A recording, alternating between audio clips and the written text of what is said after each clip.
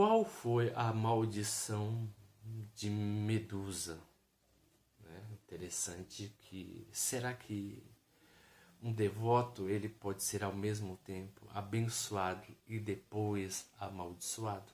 Não será o ser humano apenas um joguete na mão dos deuses, do qual eles fazem aquilo que quer na vida do ser humano, e que a visão do ser humano, a perspectiva do ser humano dentro da mitologia não é apenas cumprir o seu papel dentro do destino, de apenas adorar os deuses, indiferente daquilo que lhes aconteçam? Se vocês quiserem saber sobre o tema, espere o sinal da vinheta. Hoje eu gostaria de falar para vocês sobre a história, de Medusa. Medusa, que seria uma sacerdotisa. Ela tinha pretensão de ser uma sacerdotisa da cidade que outrora teria o nome da sua deusa, da deusa da qual que ela se devotava, que era a deusa Atena. Medusa, de um modo totalmente inocente, estava dentro de um drama, um drama entre os deuses, de qual seria o patriarca da cidade de Hélade. Interessante que a luta estava entre Poseidon, que era irmão de Zeus, e Atena, que era filha de Zeus. Inclusive, de acordo com o mito de Zeus, teve uma dor de cabeça e nasceu Atena. Então, os dois estavam lutando entre si para saber quais dos dois seria o patrono ou a matrona da cidade. A Atena ganhou. Por isso que conhecemos a Atenas com o nome que tem hoje.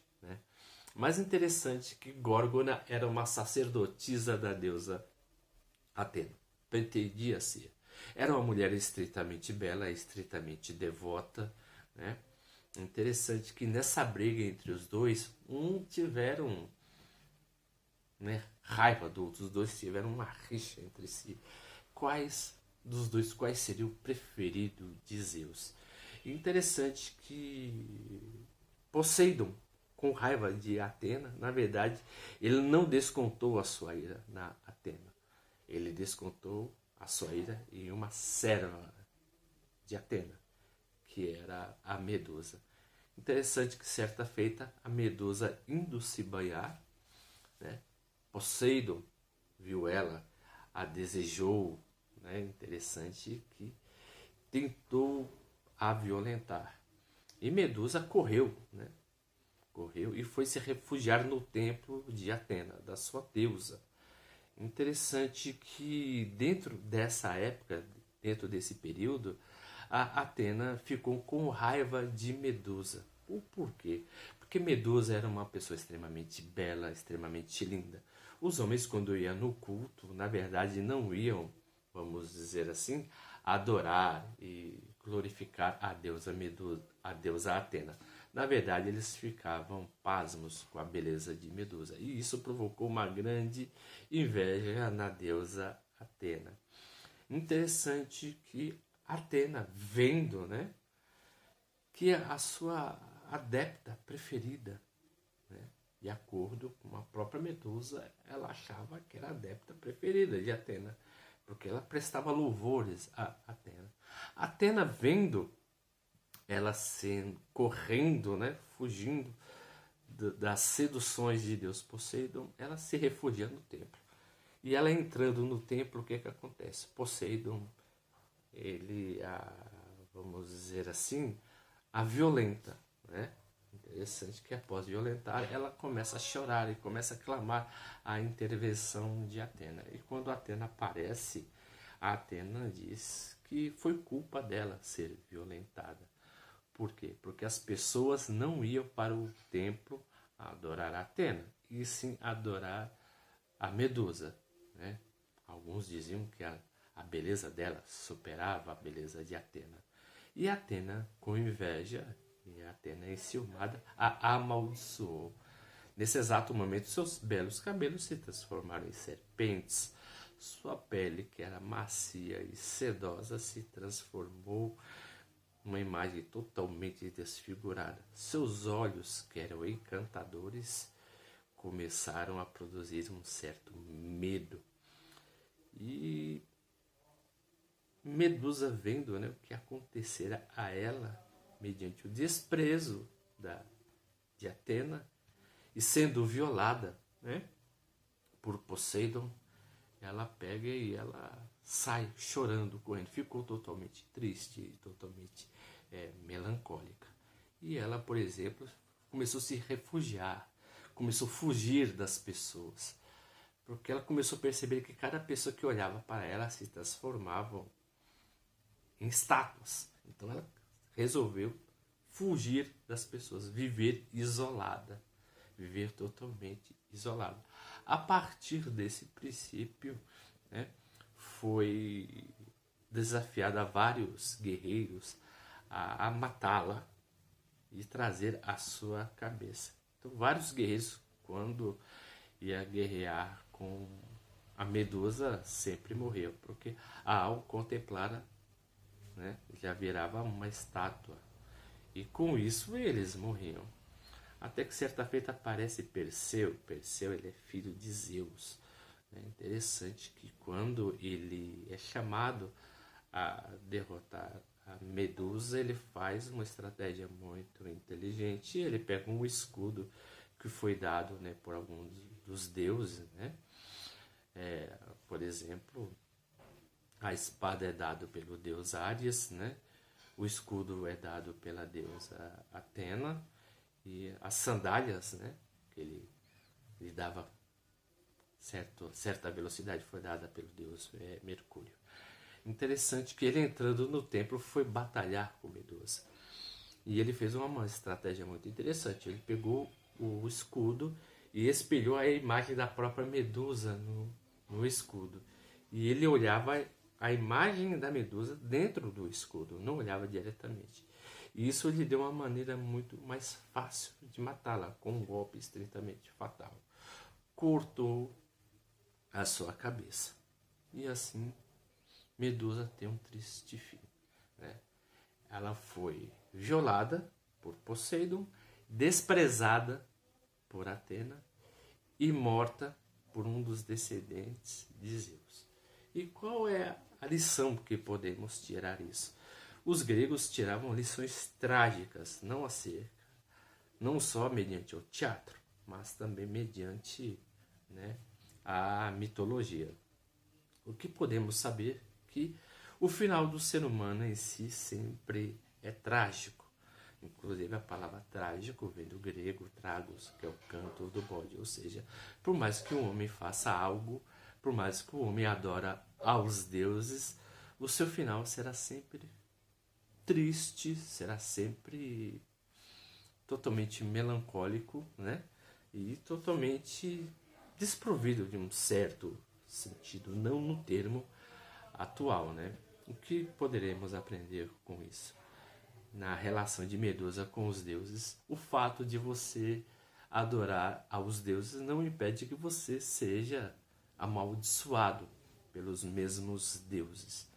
O porquê isso? Porque os gregos tinham uma concepção muito interessante acerca do destino, que eram as moiras, né? As moiras eram as 3 filhas, na verdade, do deus Moros, ou deus destino. Elas traçavam o destino tanto das pessoas quanto dos deuses. Uma desenrolava o fio do destino, a outra entrelaçava e a outra cortava. Então tudo acontecia com um determinado propósito, dentro da visão do escritor, que proclamava a vontade dos deuses, visto que nem os deuses estavam livres, na verdade, né, desse destino, porque muitos deuses tiveram finais trágicos. Vemos o Hércules, por exemplo, ele praticamente se suicidou. Mas o interessante acerca da devoção da Medusa mostra um fato que é muito interessante, porque o fato de você adorar uma divindade não impede que você seja amaldiçoado pela mesma. Vemos em várias culturas, por exemplo, de adeptos de deuses, né, que foram enganados pelos próprios deuses, porque os seres humanos, na mão dos deuses, era apenas um joguete. Um exemplo disso, no livro de 1 Samuel, capítulo 15, se eu não me engano, conta a história de Saul. Saul é mandado pelo profeta Samuel a destruir Abimeleque. Ele não o destrói. Ele não mata o rei, mata a cidade toda e não mata o gado. Inclusive, ele trouxe a maioria dos gados para ser sacrificado ao deus Yahweh ou a Hashem. E Samuel o amaldiçoa por isso. Samuel começa a falar que Saul será desprezado por Deus. Inclusive, tem até aquela frase de 1 Samuel, capítulo 15, 22, que as pessoas tiram de contexto. Melhor obedecer do que sacrificar. O interessante é que no final do capítulo, Samuel ele imola Abimeleque, no altar de Hashem. Isso você vê, por exemplo, nas Bíblias de hoje. Na verdade, em várias traduções remetem a esse texto. Mas só que o interessante é que a partir daí, Saul foi rejeitado pelo Deus que ele tanto adorava. Ele queria trazer, por exemplo, os animais para imolar a Deus, os melhores, como o princípio de sacrifício puro e agradável.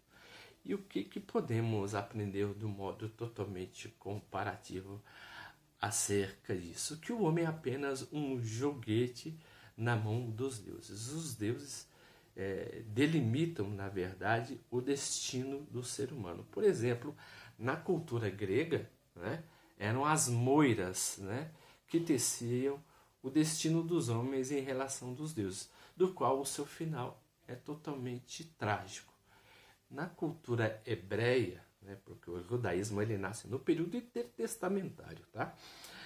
Vemos que na cultura hebraica, na verdade, Saul foi amaldiçoado por não fazer a vontade de Samuel, que era o representante de Deus, visto que Samuel ele era um profeta que transmitia ao povo a vontade de Deus de um modo totalmente direto, de acordo com a tradição do povo hebreu. Isso significa, por exemplo, que não adianta a pessoa ser totalmente ser verdadeira em seus princípios em relação aos deuses. Isso eu digo do modo totalmente dentro da mitologia, não no modo teológico, conforme algumas pessoas vão tentar até responder, mas porque há um certo espelhamento, tanto, por exemplo, como que as pessoas mesmos servindo aos deuses terem uma morte iminentemente trágica. Isso não só aconteceu, por exemplo, com a Medusa, Hércules também, que é um semideus, ele morreu também de modo trágico. Ele se suicidou. Vemos, por exemplo, na epopeia de Gilgamesh, que sendo Gilgamesh criado pelos deuses, ele teve uma morte também trágica. Mas, no caso de Medusa, Medusa era apenas uma devota que apenas entrou no jogo dos deuses e teve uma vida totalmente ceifada. Mas o interessante é que na cultura grega, o final do homem ele é sempre trágico e é sempre melancólico. Então, a atitude que o homem tem mediante aos deuses é que ele é um ser totalmente manipulável e que ele sempre entrará dentro dos seus caprichos. Isso eu estou falando nos campos da mitologia grega e a relação dos seus adeptos com seus respectivos deuses.